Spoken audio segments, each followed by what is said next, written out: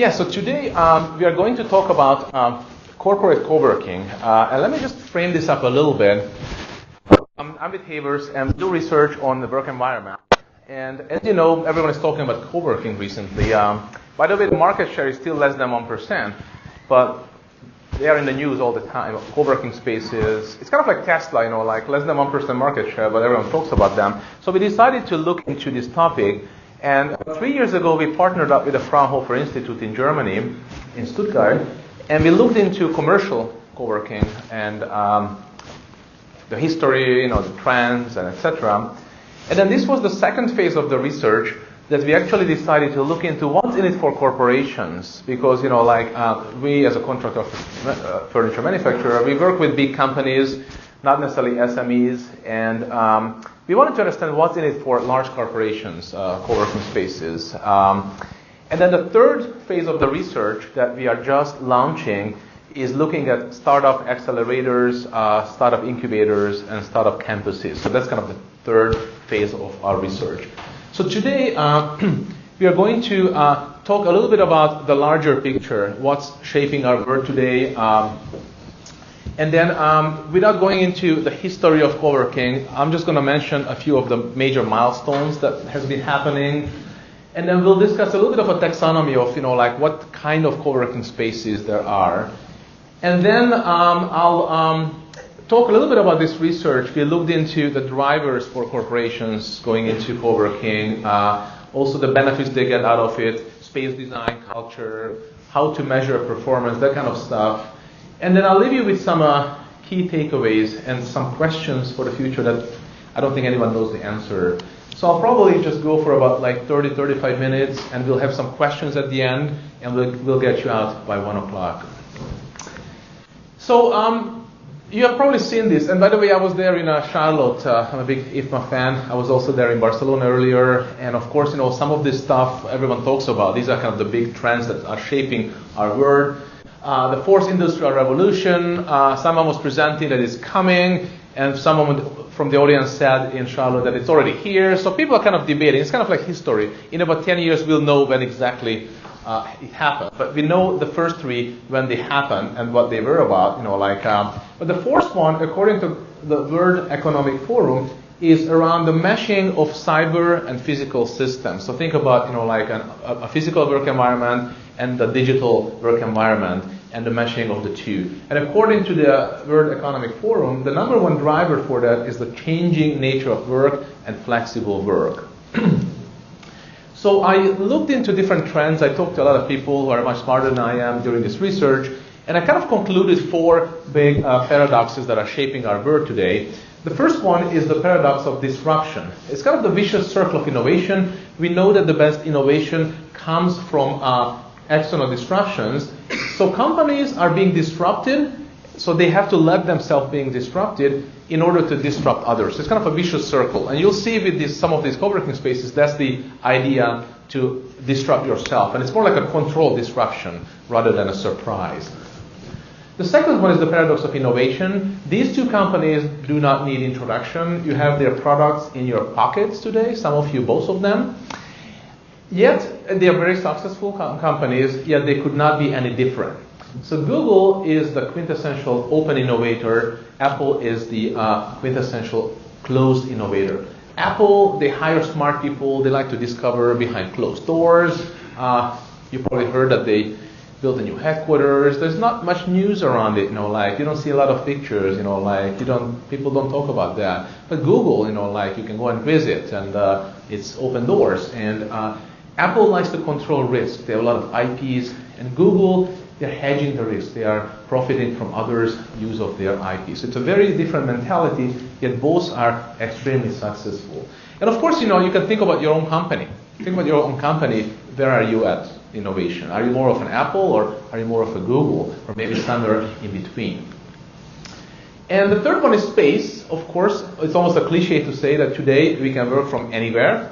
We can have a hotspot on the beach. Yet, co-working spaces have become so popular that people are willing to commute there and co-locate. They're called co-working spaces. They're not called teleworking spaces. They are all about co-location. So space has become less and more important at the same time in the last several years. And the fourth one is on a higher level. It's around place. And well, we all know that GE has not moved to downtown Boston, but they have plans. So it's kind of like just the computer graphics here. And Apple, the big donut has landed in Cupertino. So there are two things going on here. The first one is companies, or Zappos would be the other one, occupying downtown offices, and they are using the city as their back office. So, you can have a meeting and then go out, grab a coffee, come back, go out for lunch. So it's an integral part of the city. And Apple is building a fortress, or has built a fortress, so has Facebook or Google. So it's basically a city within a city. So all the facilities, all the amenities, the barbershop, the daycare, the restaurants, the cafes, all are in here. And in this case of the planned GE move, it's all about the city. So these kind of four paradoxes have been shaping our world in the last 5 to 10 years, and they were a perfect ground for co-working spaces to pop up from out of nowhere, like 15 years ago, to like a massive growth in the recent 2 or 3 years. So again, without going through the whole history, there have been papers written about that. Just wanted to go through the major milestones. So it used to be a social movement because, like if you think about Apple again or HP, the two founders, they did not go to a co-working space. They were at home in their garage, messing around, and it took them like months or years to build something. And then, people say like, I don't like to work at home in my pajamas in my garage.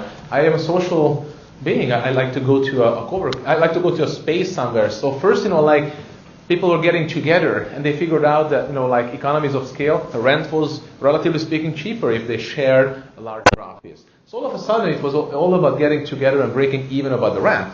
And, some smart people said, well, we can monetize on that. We can build a business around that. And I have some friends who are running their own co-working spaces. And of course, with every business, the big step comes around, the consumerization of the workplace, or the McDonald's, the Starbucks of the workplace, or the co-working spaces come around. And of course, the player is WeWork. So its valuation is through the roof. Some people would say, it's $2 billion. Some would say $40 billion. It's kind of like there's a little disagreement there, but everyone has heard the name, and it is happening. It's kind of like Starbucks was, 15 years ago or 20 years ago. And of course, now the corporates are looking into that because, not necessarily just, the space issues, but also innovation. There's a lot of creative innovation coming out of these spaces. So big corporations are looking into that, and some of the brokers are looking into that as well because, it's basically subleasing spaces, and there's a huge profit that can be made on that. So these are the taxonomies that we put together, and you can disagree with that. There might be more or less of these types, but just basically, just to keep it really simple, you got the commercial types, and you got the corporate types, and you got the business to consumer or the business to business types. So the first one is the one that you would think about a co-working space when you read the word co-working. Commercial B2C, it's open to the public, membership based.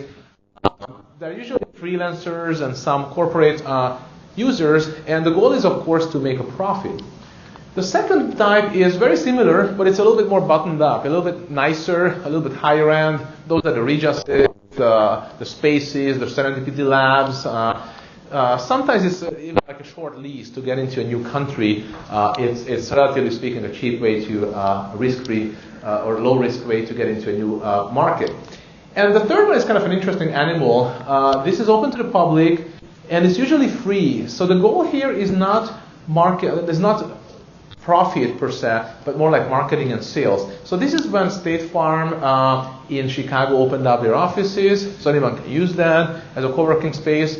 And the idea here is when I, as a startup founder, grow up, I might buy my business insurance from them, or Staples, or ABM Bank would be the other one. I might open up my bank account with them. So it's an interesting model. And of course, they have a lot of surplus space because, when was the last time you went to an insurance agent physically versus, talking on the phone or booking something on the internet. And the fourth one is our topic today, is the corporate B2B, which is basically corporations creating their own co-working spaces. So not necessarily just going to a commercial co-working space and renting space, that would be right here, but creating their own co-working spaces with their vendors, with their customers, sometimes even the competition for a greater good. And the goal here is to innovate, to transform. And of course, it's by invitation only, it's closed doors, involving internal and external people. So it's very important. It's not just a bunch of internal people. It's not just a cross-functional team. It involves external players as well. So let's see what we learned from this research. But before that, I keep saying corporate co-working spaces, but this is not like co-working, the word, it has not been agreed to that, like that's the right terminology for that. So that's why the companies that we investigated globally, 15 companies in North America, South America, and Europe, they have been calling these spaces the campsites, the catalysts, work labs, co-innovation spaces, etc. But as a working definition, just for today's presentation, these are spaces that are co-working-like spaces that are temporary in nature, involve people internally and externally, they're experimental in nature, and usually have a larger agenda of business or cultural transformation. So first we looked at the drivers. Why are corporations creating these co-working spaces internally?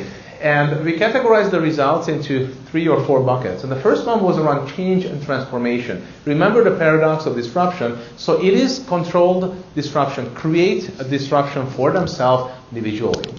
It's provoking change. It's experimentation.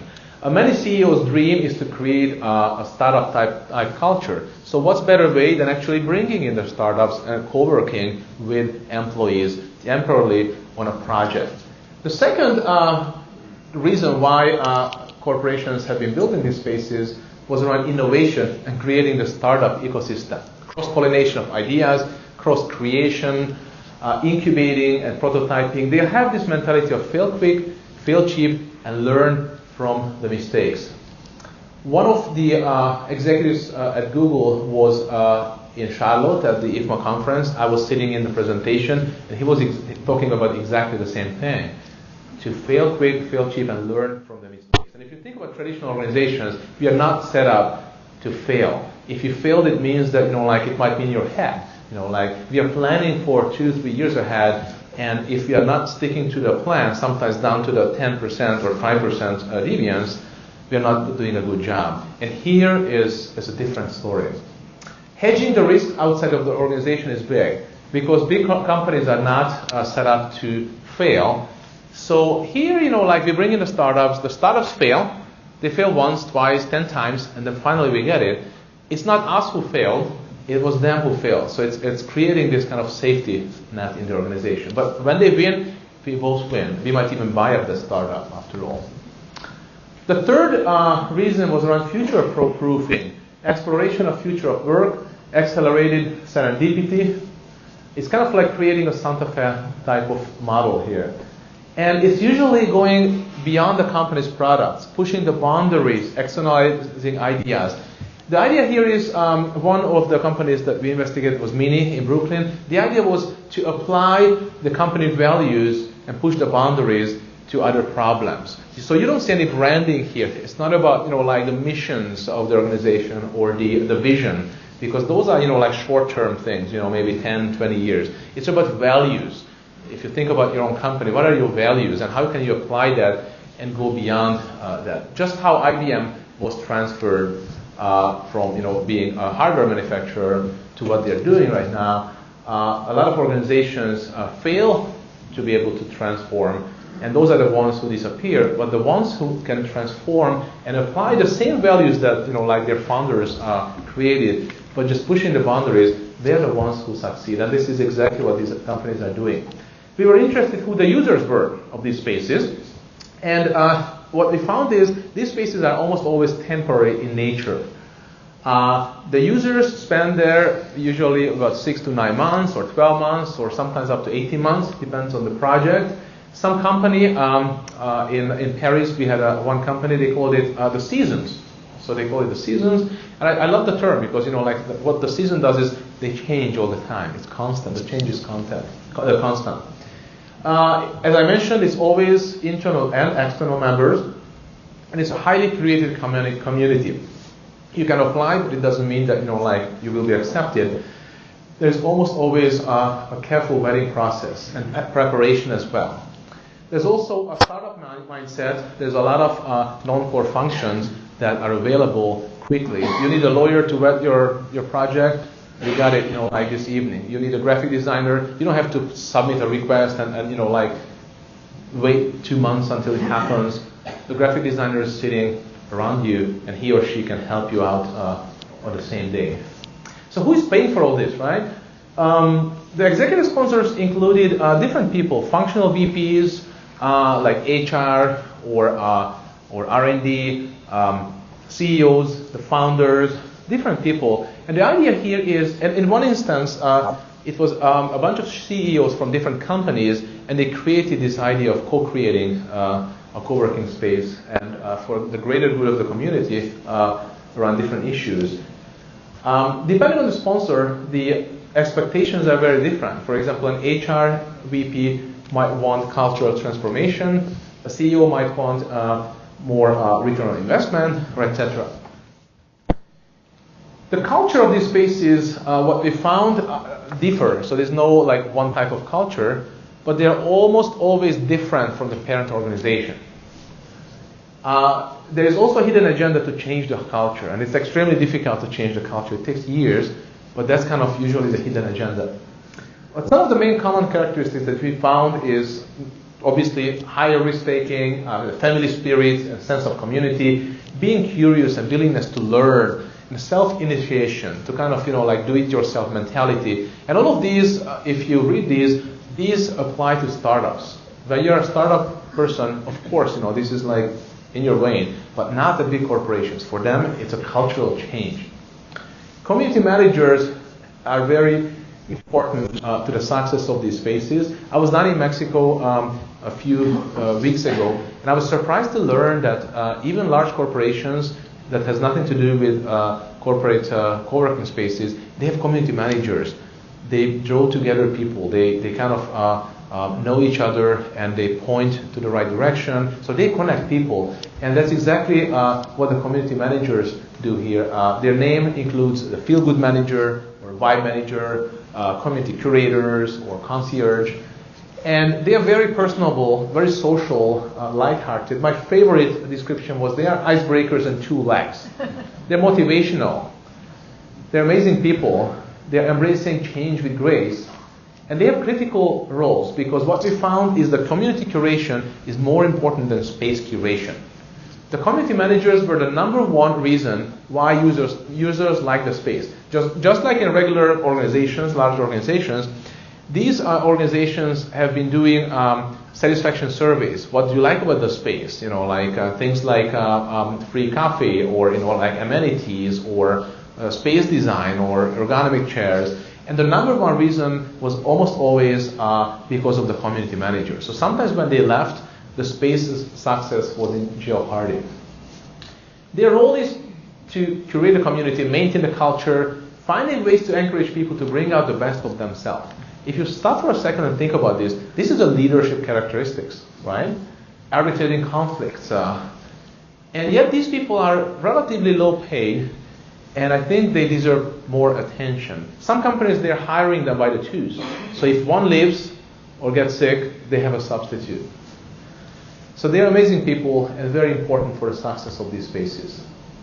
So of course, being in the space business, Havers, we were looking into how do you design such spaces? What is the branding of these spaces? And what we found was, not surprisingly, that just like culture, the space design is intentionally different than the parent organization. Some of the common characteristics was grassroots styles, temporary in nature, and it's user-centric. It is okay to draw on walls and make a mess. Just think about some of the larger organizations. They have clean desk policies, and they have all these things that get in the way of users. You are like the slave of the furniture. You are serving the space rather than vice versa. Here, like what matters is the ideas. What matters is, like to get creative. Everything is on wheels, and it's perfectly okay to make a mess and leave it there until tomorrow. It's usually the space design is managed internally, but purposefully not by the CRA or the FM department, because quite frankly, nobody really knows how to do this, how to manage, how to design these spaces, and it's more like an iterative process. The users are involved, and usually we wanted to understand like what is the right size of these spaces, and what we found is the economies of scale dictates that roughly about 8 to 10,000 square feet is a good number, because anything smaller than that, it's hard to create the variety of the spaces. If it's only like a few hundred square foot, that's more like a project room. That's not really like a co-working space. And if you go bigger than that, people lose contact and they don't know one another. Engineering serendipity works well. You can create that by centralizing amenities, so people kind of bump into one another. Some researchers call this the engineering serendipity. And I mentioned that the community managers were number one, why users like the space. Well, number two was inspiring design, and number three is natural light, of course. So number two is important here. There's a lot of designers, I assume, in this space. So we can do a difference with design of these spaces. Nobody wants to go from an ugly cube to another ugly cube. These people were wanting to work in inspiring spaces. So of course the holy grail is like, how do you measure the performance of these spaces? So we asked this question for 15 companies, and there are 4 different type of big buckets. The first one said, very honestly, remember it's okay to fail here. They said, well, we don't measure, we don't use any metrics. They said, like this is a speculative learning process with lots of iterations. If you put like a 3-year plan around this, it wouldn't really happen. It's fine, but the problem here is that since the results are not predefined, they have to be extraordinary. And if you ask 3 people what they expect, you get 3 different expectations of this space. So the second type of group, they are using so-called soft metrics.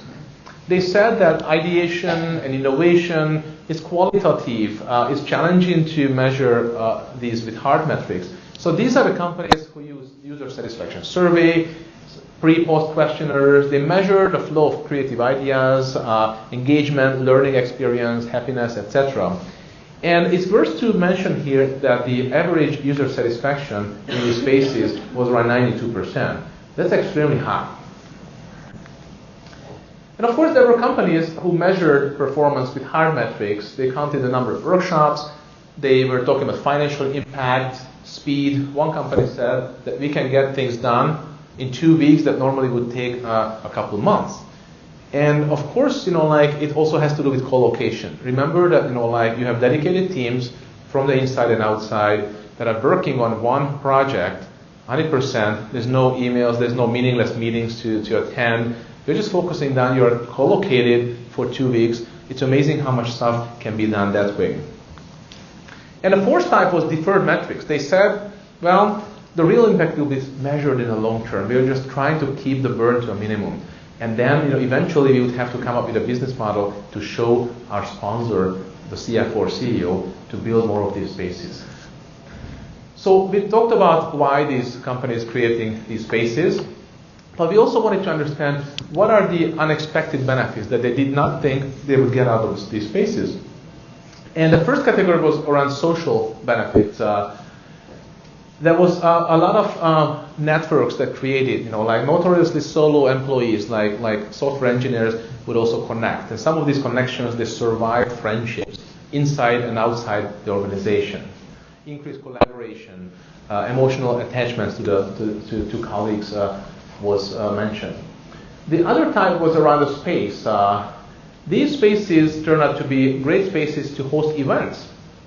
Also, managers like to hang out here because like they like to escape middle management. They like to escape from office politics. So they were not found here. They were not bugged all the time. They could actually get work done here. And finally, it used to be these places turned out to be great places for tense meetings and negotiations because it's very hard to kind of play the ego game when you are sitting around a kitchen table and breaking bread together and drinking wine. It's a different setting than like in a boardroom, for example.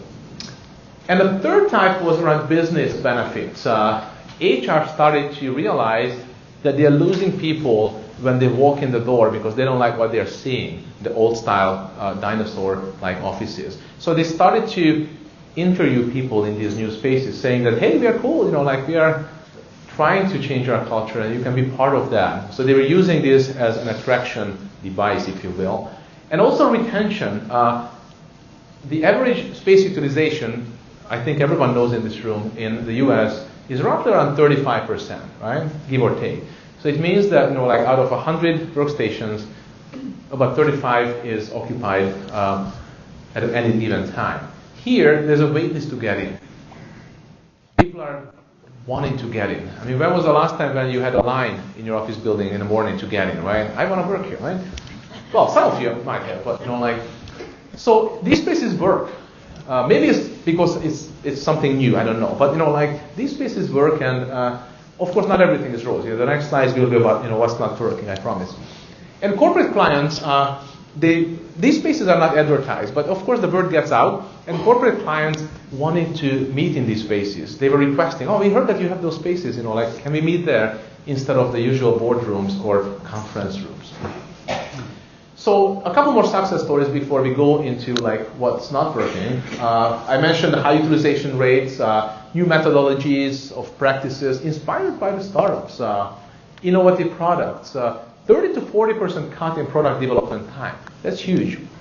And surprisingly easy sell to the CFOs or the CEOs because these spaces are actually lower cost than regular spaces. Maybe it's the density, maybe it's the fact that it's like a grassroots approach. I'm not sure, but these spaces were, if they delivered, when they delivered, they were an easy sell to build some more of these.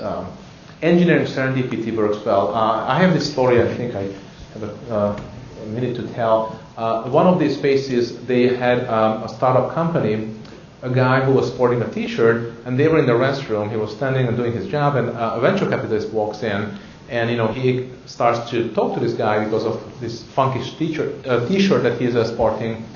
And long story short, the guy ended up getting funding, $1.5 million.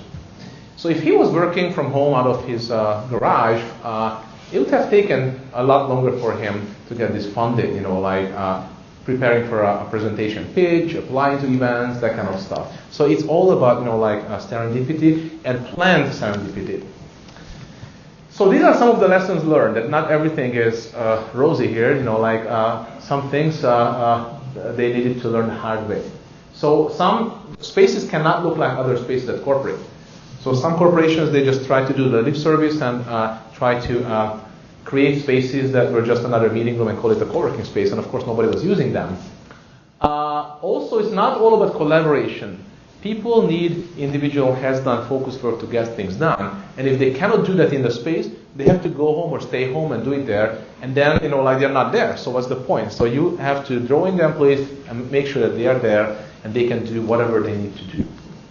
The importance of community managers, we talked about that. They are the glue of the communities. It is more important to have this than space curation. Also, culture trumps strategy every time is so true. Some companies, it was still not culturally acceptable to work from elsewhere. Hey, you're not at your desk. What are you doing in that funky space? So obviously, it's not for these companies, these spaces. And this is my favorite. These are temporary spaces. So employees go there. They work there for a few months. They have to go back to their original setting. So employees got depressed when they had to go back. So I was joking that maybe they need some reverse change management into their old spaces.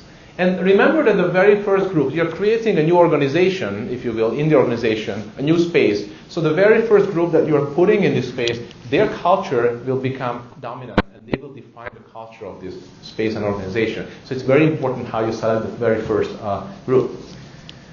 So are these companies are just messing around and creating these sandboxes in the organization just for fun, or are they trying to do more in the future? So what we found is scaling was important. Most of them considered this just a prototype, and they tried to scale. They were, of course, the low-hanging fruit is always R&D or engineering. Those are the funky guys, who like to hang around in these spaces. But now they're looking into more traditional like procurement or even HR or IT to scale up. We mentioned that it's cyclical in nature. So startups do two things. They either grow up and they grow out of the space and they get bought up, or they organically grow, or they burn through the cash and they go out of business. So the fun part here is cyclical nature. That's why I love the analogy of the seasons, as I mentioned, because like after fall, it always will be winter, and then the new leaves will come in the spring. Also, these companies know, even though not a lot of them have business plans or performance metrics, hard metrics, they know that in order to scale, they will have to come up with those metrics sooner than later. And economies of scale, of course, they are also aware of that. One space is too small to change the perception of the entire organization, but it's a good first step. And talking about perceptions, if you, just a car analogy quickly, I like cars. This is a supercar built by Nissan. It's like more than $100,000, like a GTR. And Nissan, why did they build this car? It's probably like 0.001% of the population are buying this car, right? Well, it's all about perception. It's all about creating an image and perception. So the idea here is, do these corporations, are these corporations able to create a perception that they can change that old style culture and they can move into a different segment? So just to close down quickly, so we talked about change and transformation. A lot of companies, of course, when you go to these conferences, like in Barcelona with IFMA, is about digital transformation. A lot of companies are talking about that. And the key to success is the space and the community, and community being even more important than space. Community managers are extremely important. We talked about that it is okay to use soft metrics. Sometimes it's a little stretch for some organizations, but it is okay to use soft metrics. Serendipity can be engineered, as we saw. And it's a constant learning process. I guarantee that if you're trying to do this, you will fail the first time, but the most important is to learn from these and create a better and better approaches. And finally, we said that culture and space design are intentionally different from corporations. So these are the questions that I promised that I would leave you at the end, that I don't know the answers, but it's worth thinking about it. So we talked about innovation. So what is the future of innovation? Is it open innovation or is it closed innovation? If you think about your company, where are you heading with that model? What is the future of organizations? A lot of people have been talking about the Hollywood model in the last 10 years. It's the project-based organizations.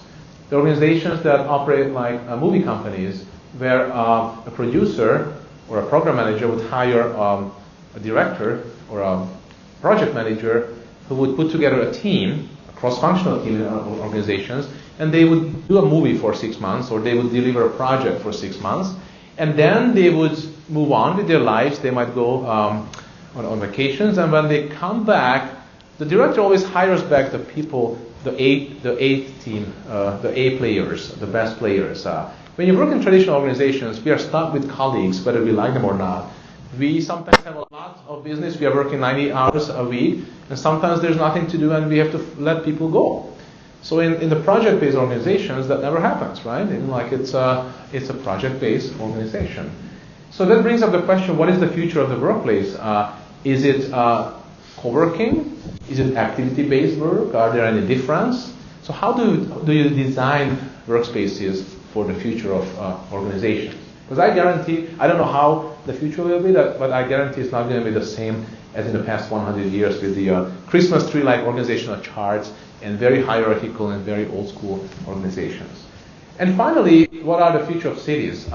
Like in San Diego here, are we going to work and live in downtown offices or more in suburban campuses? So this is my last slide since we talked about movies. I wanted to throw up some credits here from the Co-working Manifesto. So on the left side here, you can see the old ways of doing business. And some of you, including probably ourselves as well, we are mostly on the left side here. And on the right side is this kind of new ways of doing business. That's the co-working model. So it's all about collaboration versus competition. It's about communities versus agendas. It's all about participation and doing rather than just observing and saying. It's about friendships versus formalities, boldness versus assurance. And it's the most important is learning. It's not who the expert is in the room. And it's about people and connections and friendships versus personalities and egos. And it's about the value ecosystem versus the value chain. So the question is, can your organization make the leap to the right side? So we'll stop here, and I think we have a little bit of time for questions. Thank you. Any questions for Dr. Nagy? Yes. So you say make the space, or on several slides you reference making the space not look like the rest of corporate space. Can they coexist in the same building, floor, whatever, or are you advocating that they have to be somewhere else entirely? Very good question. Did everyone hear the question, or do I have to repeat it? Repeat? Yeah, so the question was, these funky spaces, these new types of spaces, can they coexist in the old organization, or do they have to be physically in a different place? And we've seen both. I would say that probably, it depends on the organization, depends on the culture, but it's probably a safer bet if it's not in a safe place, in the same place. I'll tell you a personal story, which I think most of you can relate to. I go back to our headquarters in Michigan, and of course, we have different meetings, and sometimes we have meetings that we are talking about something radically different, something like a new something, like an ideation. That's my group used to be called ideation. And we purposefully we pay money and book a different room rather than staying at HQ, because when you're there, you're drawn into other meetings, and you have this mindset of, oh, we have tried it before, it's not going to work. So you need to open up, and the space is not going to make you more creative. It's not going to change your culture, but it helps opening up the minds. And when you're in a different space, you feel that okay, so it's okay to behave differently. So I think it's a very powerful tool. Okay, thank you. Yeah. Anybody else? Yes. What types of partnerships of companies are you seeing, like some examples of different companies that are co-working together? So the question was, what type of partnerships have you seen? Different types of companies working together. What do you mean by partnerships? What if there's multiple companies in the same co-working space? What are some examples of those companies? I'm just curious. Yes, so I cannot give you all the names. I mentioned one, like Mini, for example.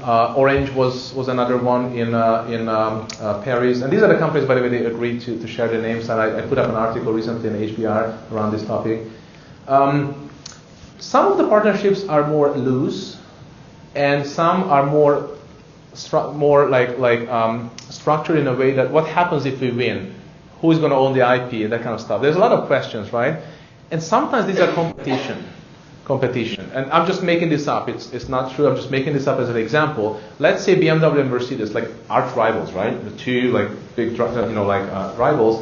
They join forces to build a car that runs on water, for example, right? Both of them will benefit at the outcome, but none of them are big enough to pull it them by themselves. The other partnerships are more around customers, like a vendor with a customer. So we think we know what the customer wants, but we meet with them once in a while and we have questions. Well, that's great, but what if we work together and they are coming up together with the idea with us? That's a whole different story. So that's another type of partnership. Yeah. Yes. I'm sure we're all appreciating the great points. And is this PowerPoint going to be available on the website? Is that something you can share? We haven't discussed, but yes, it can be. Yeah, it can be available. PowerPoint, but also the presentation. So this device here, the swivel, which you guys have all seen here for the past year or so, that follow Dr. Nagy around all day and like a creepy stalker. Yeah. But the presentation itself, it's just a bunch of bullets. So if you want to read more, there is an HBR article that I recently wrote. It's online. It's accessible. It's either on my LinkedIn page, or if you go to havers.com, it's up there. And there's also a longer article that we put out, a white paper that you can download free of charge from our website. Yeah. We'll add a link to your LinkedIn on there. Yeah.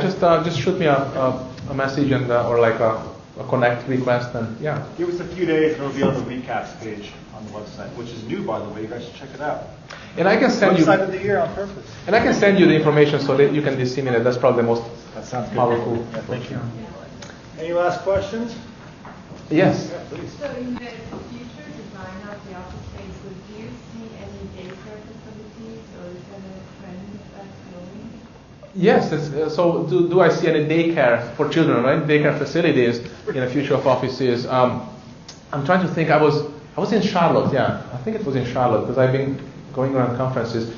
No, it was in Juicy in London. I was at the Juicy conference in London, and someone created a startup company just exactly for that. She was looking for a company to work for a company as a new mom, and she couldn't find it. So she said, like, but I'm gonna start a startup around that. So she just provided that. So I think, like as people are more savvy around the work-life, not balance, but mixture, like blending, there will be more demand for that. And, like world-class companies, they're already providing that. But I think the mainstream will follow. So I totally agree that, and that's just one example of the amenities. There are several other needs that people need. And if we are working from home, that's great because we can take care of our children, but we are missing out on many things, right? We are like out of the picture. So how can you blend the two? I think it's an excellent point. Yes? I was at the IFMA World Workplace and sat at one of the sessions, and as you mentioned, Apple being so closed, there was an actual guest there, one of the members, that his job was to sustain and take care of dogs. At Apple? At Apple. Oh, that's all okay. he did. Yeah, that sounds like a great job if you like dogs. From beginning to end, we're like, what's your job title? Yeah. He took care of dogs. That's awesome. Yeah. Interesting. Yeah. The furry friends. Yeah. They could take him in, and then it's his job to basically manage those animals all day long. Yeah. They never leave. Yeah, I heard companies that they have this like three like rules of like first like if the dog misbehaves, and then the second time, the third time, the dog is out, right? Too much barking. Misbehaves though. Yeah. He goes to doggy timeout. Doggy timeout. Okay. Any last questions? Yeah. Any last questions? Well, it's been truly enlightening, Dr. Nagy. Hey, Thank you so much for having us. Thank you, Steve.